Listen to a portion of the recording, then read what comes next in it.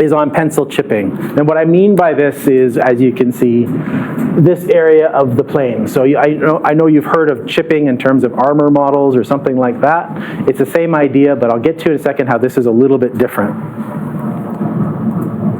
So first off, when we talk about chipping on an airplane, I think it's the wrong term. What we're really talking about are scratches and scuffs, and we're talking about paint wear. On an armor kit or an armor model, these things go by trees, and people shoot things at them and big chunks of paint fly off. And that's where some of these products like the chipping fluid or something like that make really great effects, right? You get that wonderful paint coming off and everything like that. But a plane is not the same thing, because we don't go through trees, and generally when you shoot a plane it just crashes anyway. But this is the work of scuffing. This is the work of people working on the plane. This is the work of people climbing all over it. Their boots hit it, their tools hit it. It's a little bit different than what you'd have on a tank. So you have to tackle this a little bit differently. And I have some examples here. So take a look at this guy. All of what we call chipping is really just wear as he's trying to climb on this thing, especially as his harness would be knocking into this. But if you look at other panels, there's very little of it. A couple little dings here and there. And I have to have Corsairs in here because they're the coolest plane ever. This is a little bit, just shows you like a really, really worn down airplane. And not the best, yeah, it's not so bad. So all of what we call chipping is all in this area here because people have to take care of this engine. And there's a picture later on I'll show you as well. But if you look at these panels, even though this plane is completely worn down, there isn't a whole lot of chipping going on there. I just wanted to show you this, another really, really bad example of something that's really, really worn, but look, it's almost pristine. But this area here, because they have to get at this engine, this is all worn down on both sides. Remarkably though, this one where I guess they walk up on the other side, but this side here is very, very clear. So all this to say, it's not something that's uniformly all over the airplane, and these pictures really help you figure out how this is done. This one, I really love this picture for a couple reasons. One, it's actually showing the top down, which I don't know if anyone's seen too many aircraft pictures from this period. It's almost impossible to get one that's actually looking down. Two, are these loafers? Because that's really weird. That's a very weird thing. But more importantly, all of the wear is along this line here. We have it, it's messed up. This has hardly any.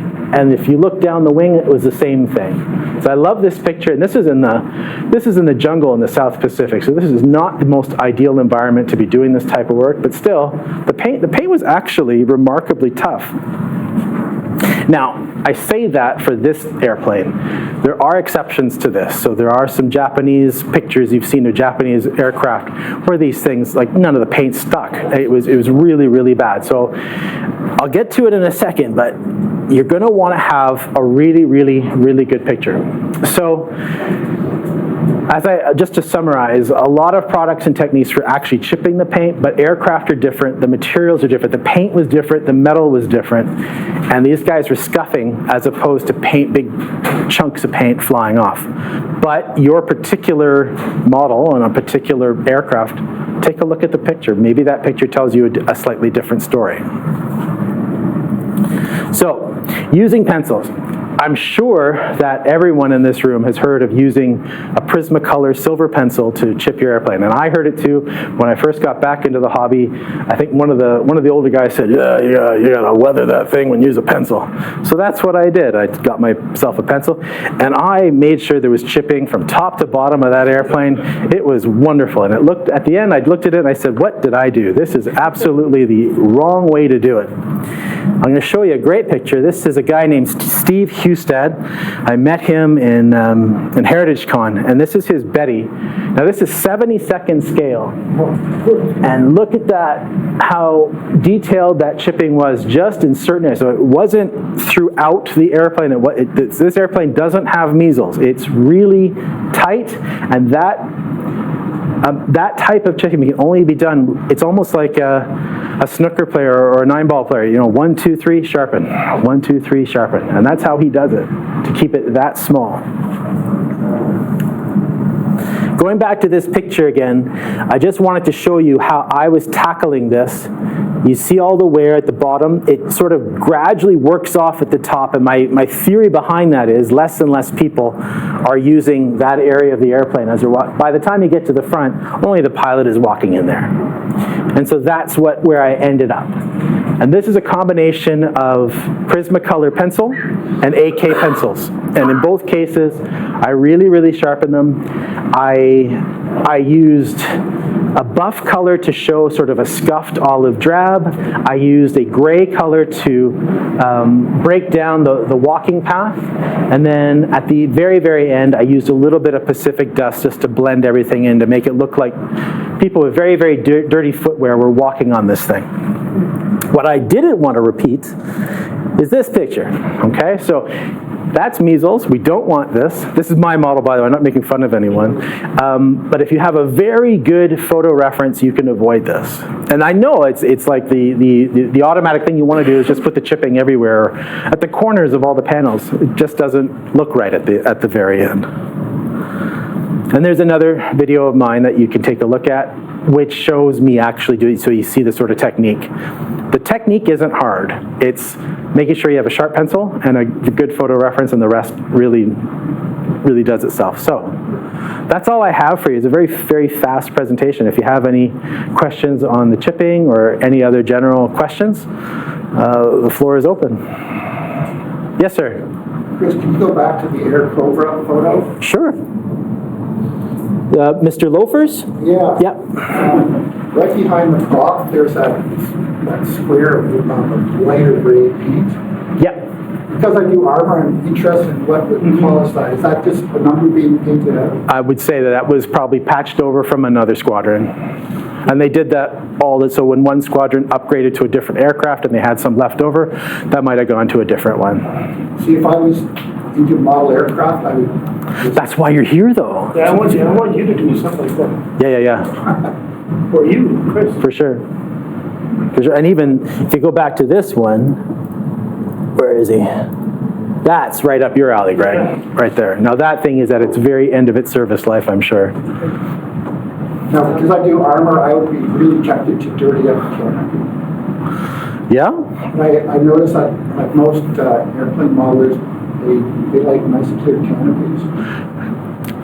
So this is one of those myths of modeling, right? So like it's a model myth. So if you ever see people with invasion stripes on a model, right? The real ones were done with mops and buckets of paint. They were awful looking. But if you show up to a hobby contest and they aren't razor sharp, those things, then people think that you kind of didn't do a very good job. And the same thing with canopies. They weren't as wonderfully crystal clear, but it's become this hobby requirement that a better modeler has a more crystal clear canopy.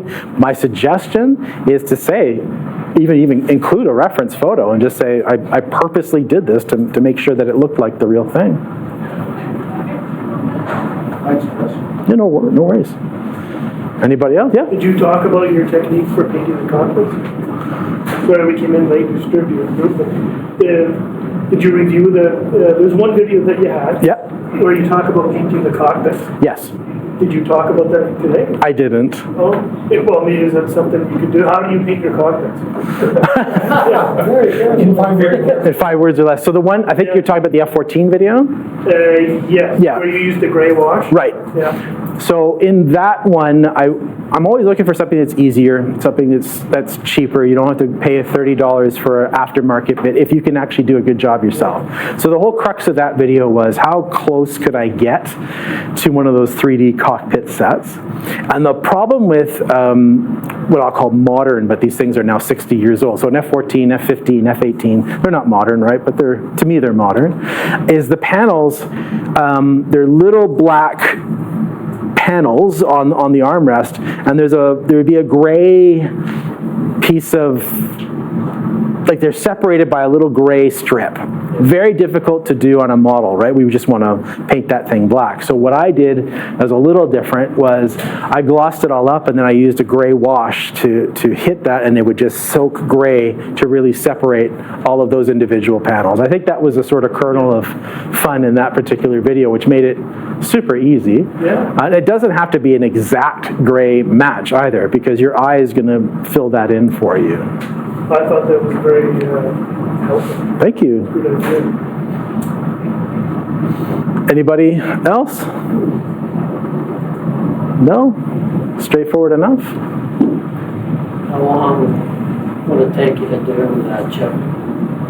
So that was done over the course of maybe 2 hours in one night. So not, and of course I'm doing all the filming too. So if I stopped doing that and just did it, probably maybe less than an hour. What you sort of start, and you're very reluctant to do it because you just have a nicely finished, perfect model, right? You don't dive in the deep end, man. Just go for it. And if you mess up, especially with 8Ks, you can wipe that off. The Prisma, you're not going to wipe that off. So start small, super, super sharp, and then just build it in. And one tip that I always have for things like this is be prepared to walk away. So do a little bit. If you think you're getting to a point, maybe I should stop, go watch something for a few minutes, come back with fresh eyes, and that might even help you out in terms of, do I put more on, or is it just right?